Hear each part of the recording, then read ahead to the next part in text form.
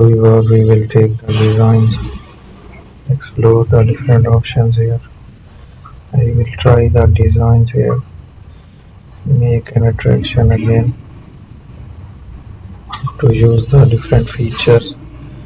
I will have that shape again to make some different pictures.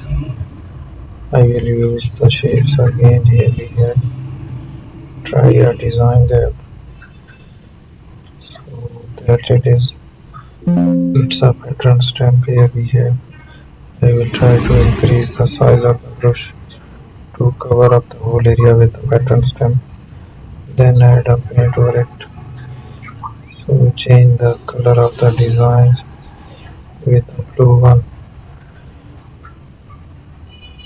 So there is a color we are using to make it in blue.